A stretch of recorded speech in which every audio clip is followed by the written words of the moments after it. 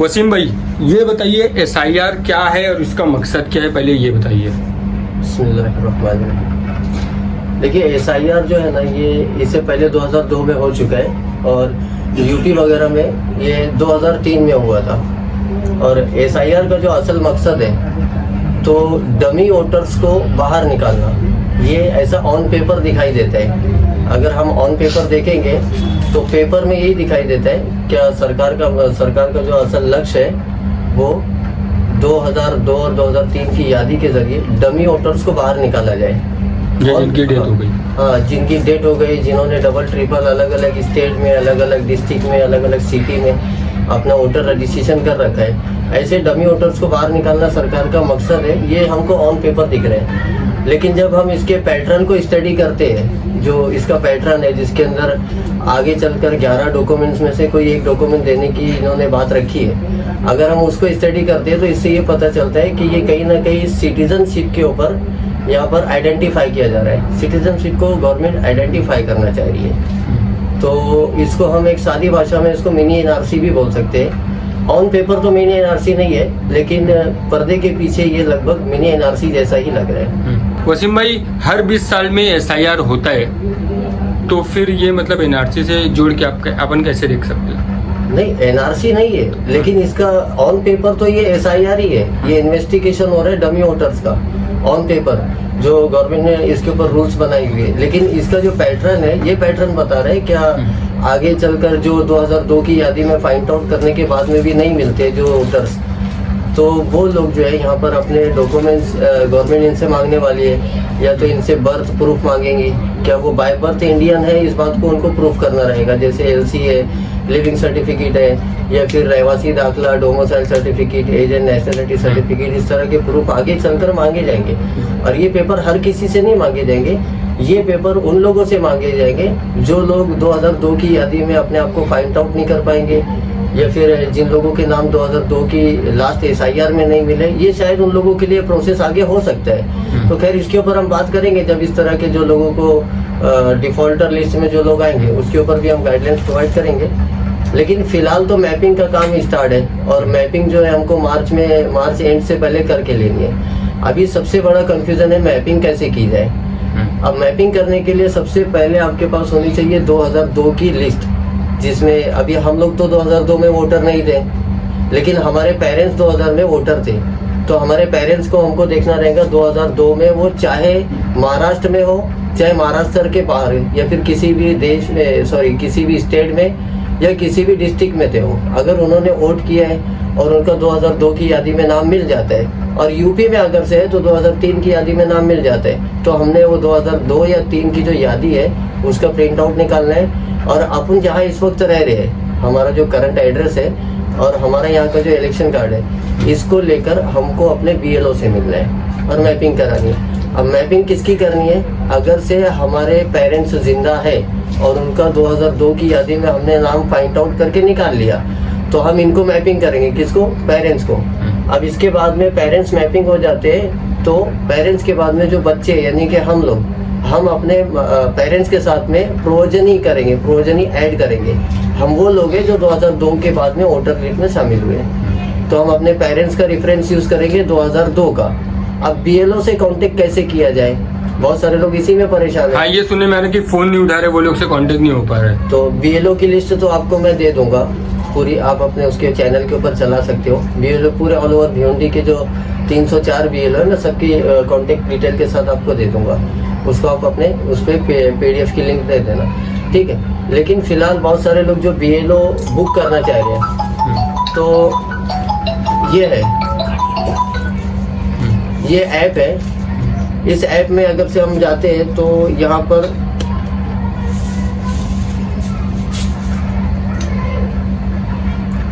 Book a call with BLO एक button दिखता है यहाँ पर, book a call with BLO, ये ऐप है। इस ऐप में हम जाएंगे और इसमें हम जाके, ऐप का नाम क्या है? ये गवर्नमेंट ऐप है, ये प्ले स्टोर पर अवेलेबल है। ECIP डालोगे तो मिल जाएगा। अच्छा। तो इसमें आपको अपना एपिक नंबर डालना है। एपिक नंबर डालने के बाद में आपको मैसेज आ जाएगा बीएलओ का जो कांटेक्ट नंबर है और उसका नाम आपके टेक्स्ट मैसेज में आ जाएगा। अब बीएलओ के पास आप जाके करोगे क्या? बीएलओ के पास जाना है सिर्फ 2 प्रूफ लेके। कौन सा? पेरेंट्स की 2002 की यादी लेके जाना है और अपना इलेक्शन कार्ड लेके जाना है, और उनको बोलना है हमको पेरेंट्स के साथ में मर्ज कर दो, यानी कि प्रोजनी ऐड कर दो। और अगर पेरेंट्स जिंदा है तो पेरेंट्स का इलेक्शन कार्ड भी लेके जाना है और उनकी मैपिंग करवा लेनी है उनके साथ में। ये 2 काम करके लेने हैं। वसीम भाई, जो बीएलओ फोन नहीं उठा रहे उनका क्या? हाँ, बीएलओ देखो, बहुत सारे बीएलओ ने, ये असल में इनको डेडलाइन दी गई थी 1 मार्च से मैपिंग करनी थी। 1 मार्च से मैपिंग का काम स्टार्ट हुआ था, महाराष्ट्र गवर्नमेंट ने उसको दे दिया था, लेकिन रमजान था तो बहुत सारे बीएलओ एब्सेंट है। अभी ये लास्ट वीक में बीएलओ एक्टिवेट हुए काम करने के लिए। मुझे लगता है शायद इसकी डेट आगे बढ़ेगी, लेकिन डेट आगे बढ़े ना बढ़े तो अभी हम लोगों को तो 2-3 दिन में मैपिंग करनी है। अब बीएलओ अगर से कॉल नहीं रिसीव कर रहे हैं तो फिर इसकी शिकायत आप आपके जो नगर सेवक हैं, क्योंकि हर नगर सेवक के अंडर में कुछ बीएलओस होते हैं, इनसे कर सकते हो, इनसे मिल सकते हो, क्योंकि ज़्यादातर बीएलओ नगर सेवक के कांटेक्ट में है। इसके साथ साथ अपन इलेक्शन कमीशन के पास में भी जाके वहाँ पर इसकी कंप्लेंट दर्ज कराई जा सकती है। और बीएलओ से मिलना ही ज़रूरी नहीं है, बल्कि बीएलओ के जितने कॉन्टेक्ट नंबर दिए गए सब व्हाट्सएप वाले नंबर है। आप बीएलओ को 2002 की यादी सेंड कर दो और आपका इलेक्शन कार्ड सेंड कर दो, वो आपको मैपिंग करके स्क्रीनशॉट दे देगा। वसीम भाई, 2 दिन बचे हैं बहुत सारे, मैं समझता हूँ कि 50% भी नहीं हुए होंगे भिवंडी शहर में मैपिंग। नहीं होंगे तो इनको मतलब डर है कि मतलब क्या होगा? देखिए, ये एसआईआर का जो पहला फेज है वो मैपिंग का है। मैपिंग हो जाने के बाद में प्रोजनी ऐड करना है। प्रोजनी ऐड करने का मतलब ये होता है कि जैसे अगर से मेरे पेरेंट्स का नाम मिल गया है, मैंने उनको मैपिंग कर लिया। अब हम अगर से 3 भाई बहन हैं तो हम 2-3 भाई बहन जो भी है, हम अपने पेरेंट्स के साथ में प्रोजनी ऐड करके उनके साथ में अपने आप को शामिल कर लेंगे। अब इसके अंदर अगर से हम ये नहीं करते तो जो सेकंड फेज होगा ना, सेकंड फेज में फॉर्म वगैरह जो आएंगे उसमें फोटो चिपकाना होगा, हमको अपनी डिटेल्स शेयर करना होगी, तो ये सारी चीज़ों में हमको बहुत सारी दिक्कत आने के चांसेस है और पॉसिबिलिटी बनती है। मैं पॉसिबिलिटी इस तरह की बता रहा हूँ, जो 2003 का जो हुआ अपने यूपी बिहार में और बरहानपुर में एसआईआर हुआ, तो वहाँ से काफ़ी लोगों को नोटिस आई है, बाकायदा उनको तहसीलदार में बुलावा आया है। तो ये पॉसिबिलिटी बनती है कि जो लोग मैपिंग नहीं करेंगे या जो लोग एसआईआर में फेल कर दिए जाएंगे तो उनके लिए भी शायद इस तरह के प्रोसेस से उनको गुजरना पड़े। और ऐसे ही लोगों को 11 प्रूफ जो बताए गए हैं ना, जिसमें से खास तौर से ज़्यादा जो पब्लिक डरी हुई है, आम जनता जो घबराई हुई है जन्म पत्री को लेकर और एलसी को लेकर, शायद ऐसे प्रूफ की डिमांड गवर्नमेंट कर सकती है। तो मैपिंग के ऊपर जोर होना चाहिए।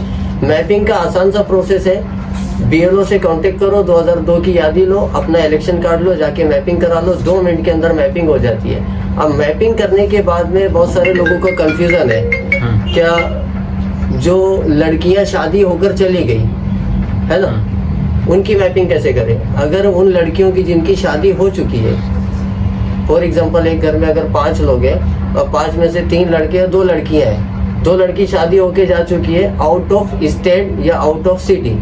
अगर वो इस वक्त भिवंडी में नहीं है लड़की और महाराष्ट्र के ही किसी शहर में है, तो तुम उसको अपना भिवंडी की 2002 की यादी उस लड़की को, अपनी बेटी को सेंड कर दो, ताकि वो महाराष्ट्र के किसी भी शहर में तो वहाँ पे मैपिंग करवा लेंगे, है ना। लेकिन अगर उस लड़की ने वहाँ पर इलेक्शन कार्ड नहीं बनवाया है अभी तक, जहाँ पर भी वो शादी होकर गई है, तो उसको मैपिंग यहाँ पर करा के ले लो, उसको अवॉइड मत करो। अगर वहाँ उसने बना लिया अपने शोहर के साथ, तो वहाँ उसको अपना 2002 की लिस्ट शेयर कर दो, वो वहाँ मैप कर लेंगी। अगर वो वहाँ मैपिंग नई इलेक्शन कार्ड बनाई है, तब आप उसको यहाँ पे हर हाल में मैपिंग करो, ताकि वो आने वाले टाइम में सेफ रहे। इसके अलावा अभी कुछ केसेस मेरे पास ऐसे भी आए थे, जिन्होंने कुछ ऐसे भी थे जो पहले किसी और धर्म से थे। मैं एक एग्जांपल दे रहा हूँ, पहले कोई गैर मुस्लिम था या मुस्लिम था, अभी उसने धर्म चेंज कर लिया, तो ऐसे लोगों के जो नाम 2002 की लिस्ट में मिले, एक मैं मिसाल देता हूँ, अगर 2002 में कोई दीपक नाम का लड़का था और अभी 2026 में एसआईआर के टाइम उसने इस्लाम कबूल कर लिया है और अभी इस वक्त तो समझ जाओ कोई मुस्लिम नेम के साथ जिंदा है और नया इलेक्शन कार्ड बना चुका है, तो ये लोग कैसे मैपिंग करेंगे? ये सवाल मेरे पास कई लोगों के हैं और ऐसे केसेस मेरे पास कई लोगों के हैं। तो ये लोग मैपिंग नहीं कर रहे, ये लोग घबरा रहे। तो ऐसे लोगों को मैं राय देना चाहूँगा कि अगर से आप पहले दीपक थे और आपका नाम मिल चुका है ना, और आपने वहाँ पर क्या कर लिया है, आपने अभी इलेक्शन कार्ड नया बनाया है या उसको करेक्शन करवाया है, तो आप उसको मैपिंग करो उसी नाम के साथ जोड़कर, पुराना रेफरेंस दो, जो भी आपका धर्म था उस रेफरेंस के हिसाब से मैपिंग करो। ज़्यादा से ज़्यादा क्या होगा, आपकी मैपिंग रिजेक्ट हो जाएगी, और ज़्यादा से ज़्यादा क्या होगा, आपको नोटिस आ जाएंगे या किसी तरह के ऑब्जेक्शन लगेंगे। इसके बाद में ऑब्जेक्शन क्लियर करने के लिए आपसे कुछ डॉक्यूमेंट्स मांगे जाएंगे। अगर आप दीपक से अब्दुल्ला बने हो, है ना, अगर आप दीपक से अब्दुल्ला बने हो तो आपसे ऑब्जेक्शन लेटर में क्या मांगा जाएगा, गैजेट मांगा जाएगा। धर्म चेंज किया है तो धर्म चेंज के लिए जो धर्म परिवर्तन के लिए जो गैजेट होता है आपसे वही मांगा जाएगा। और इससे ज़्यादा क्या होगा, आपसे न्यूज़ नोटिफिकेशन के, आपसे एक अखबार मांगा जाएगा, आपने न्यूज़ में इसको नोटिस किया था क्या, नोटिफिकेशन दिया था क्या, इस तरह के कुछ पेपर मांगे जाएंगे। अगर से आप मैपिंग ही नहीं करोगे तब आपसे एलसी वगैरह की रिक्वायरमेंट हो सकती है, बर्थ सर्टिफिकेट की रिक्वायरमेंट हो सकती है। तो जिस भी नाम से उसको मैपिंग करके लो। और सुप्रीम कोर्ट के क्लियर आदेश है कि अगर से नाम में थोड़ा सी भी डिफरेंस है, स्पेलिंग मिसमैच है या फिर बहुत ज़्यादा डिफरेंस है तो मैपिंग करवाने का ऑर्डर है। वो सुप्रीम कोर्ट ने उसको क्लियर ऑर्डर किया है कि मैपिंग करो। आगे जो दिक्कत रहेंगी, जो ऑब्जेक्शन उठेंगे उसको क्लियर करेगी गवर्नमेंट, और जो ऑब्जेक्शन लगेंगे उसके जवाब दिए जाएंगे रिटर्न में। वैसे में 2002 की यादी में बहुत सारे लोगों के नाम नहीं मिले तो उनको क्या करना पड़ेगा? देखिए, अगर 2002 की यादी में अगर नाम नहीं मिलता है तो फिर आप रेडी रहो। आने वाले समय में आपको वो 11 डॉक्यूमेंट, मैं बार बार बता रहा हूँ, अगर 2002 की यादी नहीं मिलती है तो आपके लिए प्रॉब्लम आ सकती है। अगर 2002 में आप मिल जाते हो तो इजी। आपका नहीं मिल रहा है, पेरेंट्स का है, चाचा का है, दादा का है, नानी का है ना, ननियाल और ददियाल से किसका भी रेफरेंस लेके आप कर सकते हो ना। अच्छा। अब ये भी नहीं मिलता है तब आपके लिए मामला होगा। मैं आपको बार बार शुरू में ही बताया कि ये कहीं ना कहीं जो 11 डॉक्यूमेंट्स में से एक डॉक्यूमेंट थोड़ा सी कॉम्प्लिकेटेड है, एलसी या बर्थ सर्टिफिकेट, तो इसको लेकर कहीं ना कहीं शुबा पैदा होता है क्या ये मिनी एनआरसी की तरफ है और इसका पैटर्न मिनी एनआरसी जैसा है। वसीम भाई, एक सवाल ये भी लेंगे कि कई सारी लड़कियों की शादी यहाँ पर हुई है, जैसे यूपी की लड़कियाँ यहाँ पर आ रही है महाराष्ट्र में, तो उनकी मैपिंग कैसे होगी?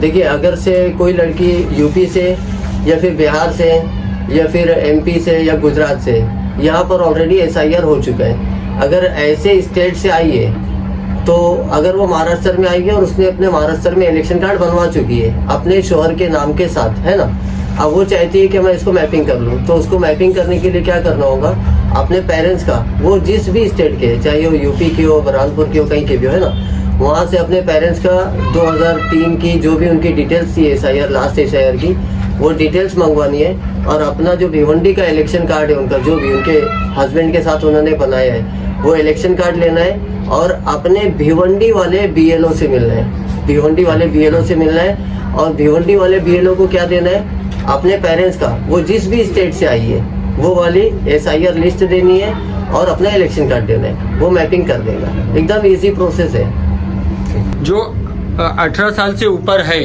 अप्लाई करना चाहते हैं इलेक्शन कार्ड के लिए लेकिन अभी तक के अप्लाई नहीं करे, या इलेक्शन कार्ड में इलेक्शन में नाम नहीं आता है, यादी में नाम नहीं है, तो उनको क्या करना पड़ेगा, या उसके लिए फिर आगे किस तरह के बदलाव हो सकते हैं? देखिए, अभी तक के जो यादी में आपको नाम डालना होता था, वोटर लिस्ट में अपने आप को शामिल करने के लिए सिर्फ एक डॉक्यूमेंट रिक्वायर होता था, सिर्फ एक डॉक्यूमेंट लगता था, सिर्फ आधार कार्ड। आपका आधार कार्ड देना है और उसको फॉर्म नंबर 6 भरना है। उसके बाद में लिया कि आपको फॉर्म सबमिट कर देना ऑनलाइन, तो वो 15 to 20 डेज में आपका नाम यादी में ऐड हो जाता था। लेकिन आने वाले समय में पॉसिबिलिटी बनती है कि सिर्फ और सिर्फ आधार कार्ड के बेस पे आप फॉर्म नंबर 6 भर के वोटर रजिस्ट्रेशन में नाम नहीं कर पाओगे।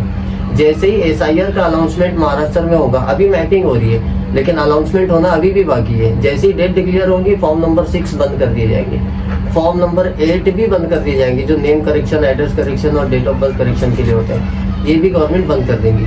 और पॉसिबिलिटी है कि आने वाले टाइम में फॉर्म नंबर 6 यानी कि न्यू रजिस्ट्रेशन, जो अभी नए अप्लाई करना चाह रहे हैं, ऐसे लोगों के लिए गवर्नमेंट रिक्वायर्ड डॉक्यूमेंट में क्या मांगेगी, आपसे आधार कार्ड मांगेगी और हो सकता है लास्ट एसआईआर सर्वे अपने पेरेंट्स का, ये लास्ट एसआईआर सर्वे की डिटेल मांगेंगी। और ये भी पॉसिबिलिटी बनती है कि आपसे बर्थ सर्टिफिकेट या एलसी भी मांग ली जाए। इस तरह के डॉक्यूमेंट आपसे मांगे जा सकते हैं और न्यू रजिस्ट्रेशन के लिए आपको बहुत सारी प्रॉब्लम का सामना करना पड़ सकता है। तो अभी भी जिन्होंने न्यू रजिस्ट्रेशन नहीं की है तो वो अभी भी जितना जल्दी हो सकता है एसआईआर के अनाउंसमेंट से पहले करवा के ले लें।